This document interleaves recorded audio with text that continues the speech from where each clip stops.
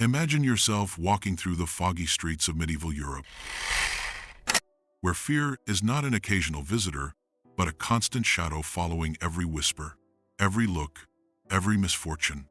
In these times, to burn the witch was not just a punishment, but a public ritual rooted in terror, religion, and human desperation to make sense of plague, famine, and sudden death. From the late Middle Ages into the 17th century, tens of thousands of men, women, and even children were accused, tortured, and executed in brutal ways we can hardly imagine today. The practice grew from deep-seated beliefs about the devil's power and the conviction that witchcraft was not only real, but the ultimate crime against God and society. The spark that set Europe ablaze was a toxic mix of religious paranoia, social chaos, and legal cruelty. The infamous Malleus Maleficarum, a manual published in 1487, fanned the flames by insisting witches were mostly women, secretly conspiring with the devil, cursing crops, spreading disease, and causing storms. Its influence spread rapidly thanks to the printing press, embedding suspicion into every village and city. People were taught to see witchcraft everywhere. A failed harvest, a sudden illness, or a stillborn child could all be blamed on a neighbor, especially a poor widow, a midwife, or anyone who lived outside the tight boundaries of the community. Authorities treated witchcraft as an exceptional crime, beyond ordinary justice, which meant confessions could be forced through unimaginable torture. Victims were stretched on the rack until their shoulders dislocated. They were whipped, crushed with heavy stones, burned with hot irons, or subjected to the infamous swimming test, where those who floated were deemed guilty. Confessions, extracted in agony, led to further arrests, as the accused were forced to name accomplices. This fueled waves of mass trials, where entire communities became engulfed by suspicion. Some of the most horrific examples of these trials show just how cruel and widespread the panic became. In Würzburg and Bamberg, Germany, thousands were executed in enormous hunts that even consumed children as young as 9. In Scotland, a deeply Protestant kingdom, terrified of Satan's power, King James VI himself encouraged trials that led to thousands of burnings, like the North Berwick trials where witches were accused of summoning storms to drown the king. In the Basque country of Spain, the Inquisition tried hundreds, accusing them of attending secret Sabbaths in mountain caves, though they eventually turned away from mass executions. In small alpine villages like Val Camonica, Italy, entire valleys were scoured for witches. Dozens were burned alive, accused of making pacts with demons to ruin crops and cattle. In France, towns like Loudun saw spectacular public burnings meant to terrify and control the people. And in England, where burning was rare for witchcraft, the infamous Matthew Hopkins, the Witchfinder General, sparked a wave of hangings, especially targeting poor elderly women in East Anglia. Why did punishment vary so much from place to place? In Catholic regions like parts of Germany, France, and Switzerland, burning alive was seen as a cleansing fire, the ultimate punishment for heresy, and a terrifying spectacle to purify the community. In Protestant England and the Nordic countries, hanging was the common punishment. It was still brutal, but fire was usually reserved for crimes like treason. Local beliefs also shaped the terror. In Scotland and Scandinavia, the devil was imagined as an ever-present force tempting entire communities, which led to broader mass hunts. In Southern Europe, the focus was more on specific magical acts, so trials could be harsh, but were sometimes less deadly. In German-speaking lands, the belief that witches formed powerful, secret sects drove some of the worst mass trials in all of Europe. Each place had its own dark twist. In Sweden's Torsåker witch trials, 71 people were beheaded and then burned, all based on the visions of children.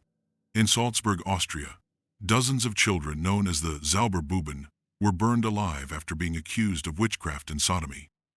In places like the Polish-Lithuanian Commonwealth, local nobles sometimes fueled hunts for political gain, burning suspected witches to show piety and power. But the horror was never just in the punishment.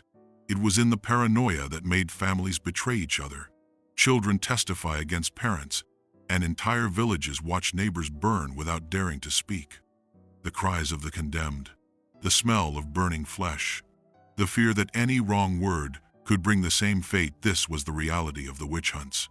Eventually, slowly, the fires died out. By the late 17th and early 18th centuries, new ideas from the Enlightenment challenged belief in witchcraft, and skepticism grew among judges and scholars.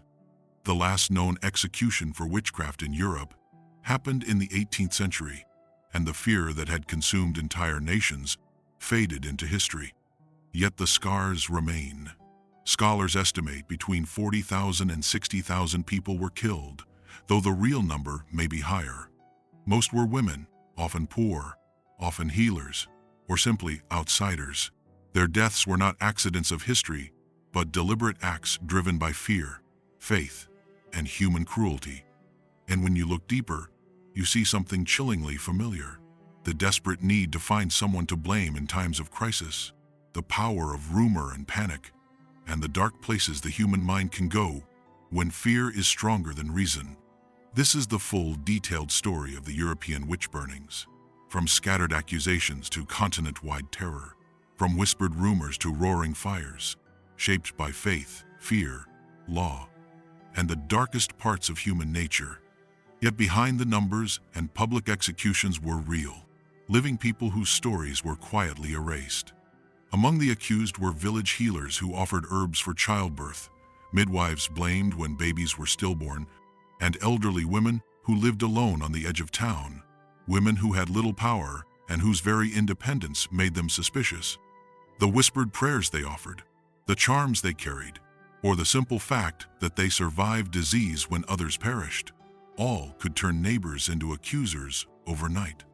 The witch hunts were not just born of fear of the devil, but also of deep-rooted misogyny. Women were seen as morally weaker, easily tempted, and dangerously connected to nature and fertility. Church writings often described women as gateways to evil, and these beliefs seeped into law and daily life, making women the natural targets when society sought someone to blame. Economic motives quietly fueled the frenzy too. In many places, the property of a condemned witch was confiscated by local lords or city councils. This turned trials into tools of power and wealth. Accusing a neighbor could free a debt or remove a rival. Local conflicts, inheritance disputes, and jealousies often hid behind pious words about Satan's work. Legal systems of the time reinforced the terror rather than restrained it.